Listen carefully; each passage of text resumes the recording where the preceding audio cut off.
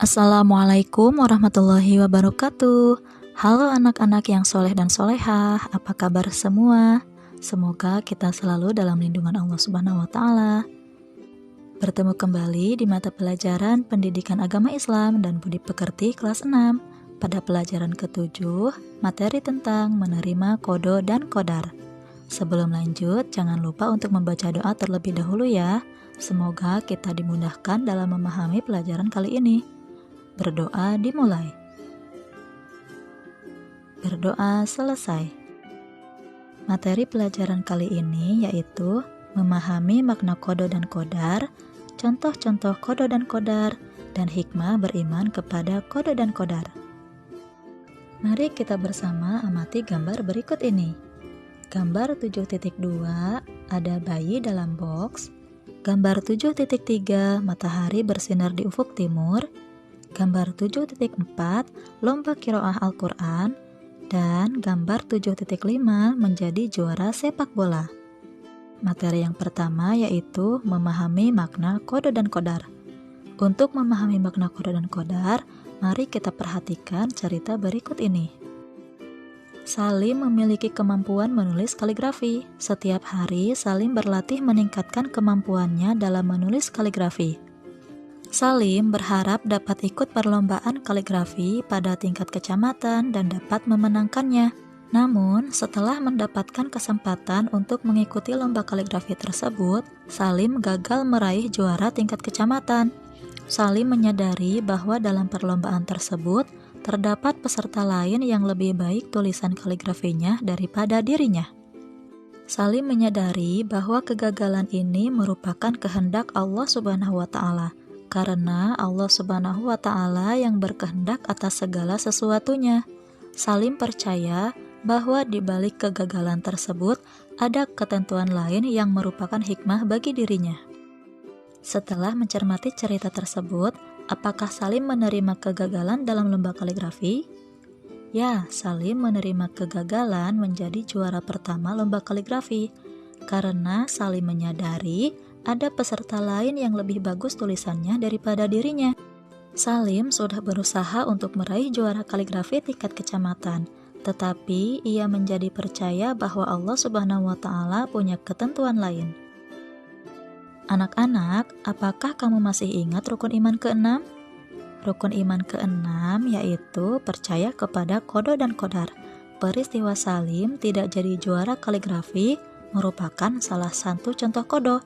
Untuk itu, marilah kita pahami makna kodo terlebih dahulu. Kodo adalah keputusan atau ketetapan terhadap suatu ketentuan yang telah ditetapkan Allah Subhanahu wa Ta'ala bagi makhluknya. Kodo dan kodar tidak dapat diubah dan tidak dapat ditunda atau dimundurkan. Dalam Quran Surat Al-Hadid ayat 22, Allah Subhanahu wa Ta'ala berfirman, A'udzu billahi minasyaitonir rajim. Bismillahirrahmanirrahim. Ma asaba min musibatin fil ardi wala fi anfusikum illa fi kitabim min qabli an nabra'aha. Inna dzalika 'alallahi yasir. Shadaqallahul azim.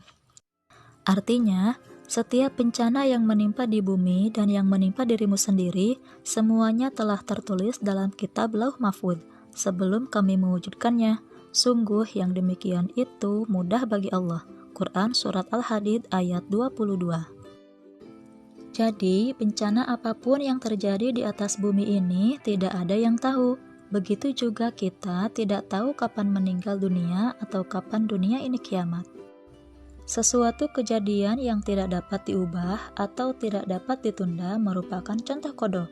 Contoh-contoh kodo antara lain sebagai berikut. Contoh yang pertama, matahari terbit dari timur dan tenggelam di barat. Contoh yang kedua, kematian pasti akan datang. Yang ketiga, bumi serta planet-planet lainnya berputar sesuai porosnya. Adapun hikmah beriman kepada kodo yaitu Seseorang yang beriman kepada qada akan bersikap dan perilaku antara lain sebagai berikut. Pertama, datang ke sekolah atau kegiatan lainnya tepat waktu. Kedua, memanfaatkan waktu untuk belajar dan hal lain yang positif.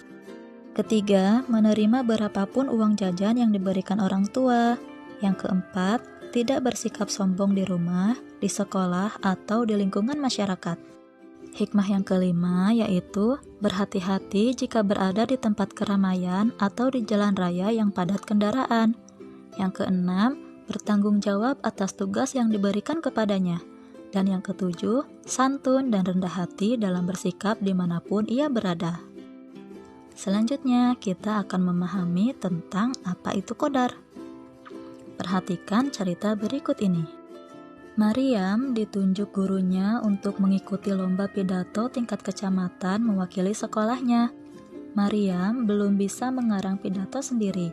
Ia minta bantuan kakaknya Fahri. Setiap hari, Maryam melatih diri di muka kaca di kamarnya. Dengan suara lantang dan fasih, Maryam berusaha latihan pidato, kadang di kamar atau kadang di ruang tamu di hadapan ibunya. Maryam tidak merasa kesulitan melafalkan ayat Al-Quran, namun demikian, gaya berpidato harus benar-benar dipelajarinya. Maryam sering merekam para ustadz atau ustazah yang berceramah di televisi. Maryam masih merasa grogi bila berpidato di depan orang banyak. Oleh karena itu, ia minta ibundanya selalu mendampinginya saat ia berlatih. Hari pelaksanaan lomba keterampilan agama Islam tiba. Maryam merasa sudah siap lahir dan batin. Ketika namanya dipanggil panitia untuk tampil, Maryam segera ke mimbar dan berpidato sesuai latihan. Panitia memberi batasan waktu 30 menit. Batas waktu itu dimanfaatkan Maryam dengan baik. Maryam membawakan pidato dengan tema hormat kepada orang tua. Para penonton memberi tepuk tangan setelah Maryam turun dari mimbar. Tiba saat yang mendebarkan bagi Maryam, yaitu pengumuman juara pidato. Para hadirin dan anak-anak yang berbahagia, kami akan mengumumkan para pemenang pidato. Suara Pak Karim, salah seorang panitia lomba pidato. Maryam dan para peserta lomba pidato lainnya berdebar dan harap-harap cemas. Anak-anak, pemenang pertama lomba pidato tahun ini jatuh kepada Maryam. Suara Pak Karim lantang mengumumkan juara pertama pidato. Betapa senangnya hati Maryam mendengarkan pengumuman tersebut. Maryam sujud syukur. Berbeda dengan Mila yang juga ikut lomba pidato, wajah Mila tampak sedih. Ia tidak bisa menyembunyikan kekecewaannya karena belum berhasil menjadi juara lomba pidato tahun ini.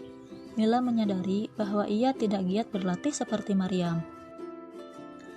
Qadar atau takdir adalah segala ketentuan Allah Subhanahu wa Ta'ala yang telah berlaku terhadap semua makhluknya.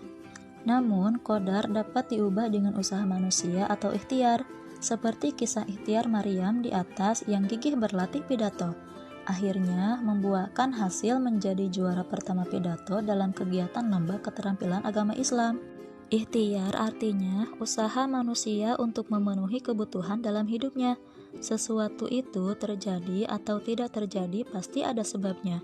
Kita bekerja keras sehingga berhasil dan sukses. Keberhasilan usaha bergantung pada gigih atau tidaknya usaha kita. Untuk mencapai keberhasilan diperlukan kehati-hatian pada banyak faktor.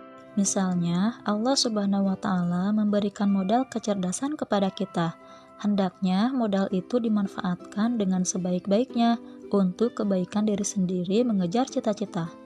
Kesuksesan tidak datang sendiri, tetapi diusahakan dengan sungguh-sungguh. Artinya, kita ingin menjadi anak pintar harus ikhtiar atau belajar dengan giat. Seperti firman Allah Subhanahu wa Ta'ala dalam Quran surat Ar-Ra'd ayat 11. A'udzu billahi minasy syaithanir rajim.